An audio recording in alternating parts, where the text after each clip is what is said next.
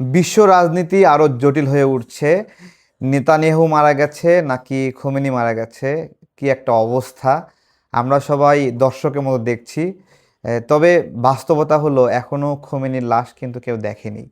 সুতরাং এইটা পুরা বিশ্বকে একটা পাজল ফেলা হতে পারে যে উনি এখনো বেঁচে আছেন কিনা। আর খোমেনির জানাজা নামাজ বা এই বিষয়গুলো নিয়েও অনেক ধোঁয়াশা আছে। তো আমার যেটা সেটা হলো ট্রাম্পের জন্য ইরান যুদ্ধটা খুব সহজ হচ্ছে না। সহজ হচ্ছে না কেন? তাদের যে পশ্চিমা বন্ধুরা ছিল, তারা তাদের কাছ থেকে একটা সহযোগিতা আশা করছিল যে হরমুজ প্রণালীতে সবাই এসে একসঙ্গে তরমুজ খাবে, কিন্তু সেই তরমুজ খাওয়া হচ্ছে না, তারা সেখানে আসছে না।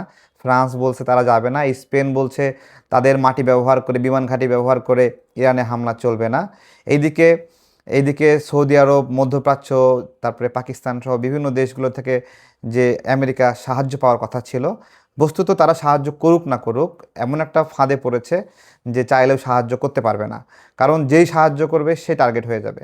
আর দেখেন, তারা তো বিমান ঘাঁটি থেকে যে হামলার প্ল্যানটা করেছিল, সব বিমান ঘাঁটি তো এখন অকেজো অবস্থায় আছে।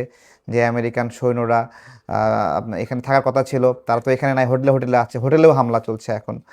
তো বাস্তবতা হলো এইদিকে আমেরিকা ঘোষণা করছে যে হলো ইরানের নেতার মাথা লাগবে, কিন্তু এইদিকে ইরানও ঘোষণা করে দিছে যে মার্কিনীদের মধ্যপ্রাচ্যে যেখানেই পাবে সেখানেই।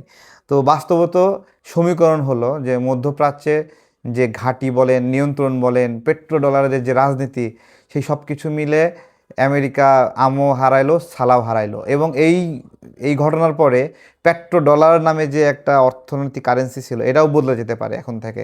অলরেডি কিন্তু বলা শুরু হয়ে গেছে যে হরমুজ প্রণালীতে এখন থেকে ইয়েন কারেন্সি ব্যবহার করা হবে। তো এগুলো চায়নার একটা আধিপত্য, সেই বিষয়ে আধিপত্য না বলে চায়নার সঙ্গে ইরানের বন্ধুত্ব আমরা বলি, যে তারা আমেরিকার পরিবর্তে চাইনিজ ইস্টাবলিশমেন্টের একটা এখানে আনাগোনা দেখা যাচ্ছে। আর চাইনিজরা তো জানেন আমেরিকার কোনো কিছুতে কখনো ভয় পায় না, বিভিন্ন সময় নিষেধাজ্ঞা দিচ্ছে তাদের মতো করে বিজনেস পলিসি। এইদিকে আবার তাইওয়ান নিয়ে টেনশন শুরু হয়ে গেছে আমেরিকার, কখন তাইওয়ান চায়না দখল করে নেয়। তো সুতরাং সারা বিশ্বের অর্থনীতি রাজনীতি কী হবে আমরা সেটা দেখতে থাকি। তো এটা আমাদের খুশি হওয়ারও কিছু নাই, বেজার হওয়ারও কিছু নাই। কারণ যেখানে যুদ্ধ লাগুক বাংলাদেশের মানুষ না খেয়ে থাকে, আমাদের জিনিসপত্র দাম বেড়ে যায়। মধ্যপ্রাচ্যে আমাদের প্রবাসীরা আছে, যুদ্ধ করতেছে ইরান, সৌদি আরব, কুয়েত, কাতার, দুবাই, কিন্তু আমাদের প্রবাসীরা টেনশনে আছে, তাদের ভিসার মেয়াদ শেষ হয়ে যাচ্ছে। সুতরাং আমাদের জন্য কোনো যুদ্ধই কখনো ভালো না। আমাদের সমর্থন করারও কিছু নাই, অসমর্থন করারও কিছু নাই। কিন্তু একজন মুসলিম হিসেবে ইরানের প্রতি আমাদের ভালোবাসা আছে, সিম্প্যাথি আছে। আমরা তো ইসরায়েল বা আমেরিকার পক্ষ অবলম্বন করতে পারি না, তাই না? ধন্যবাদ সবাইকে। আসসালামু আলাইকুম।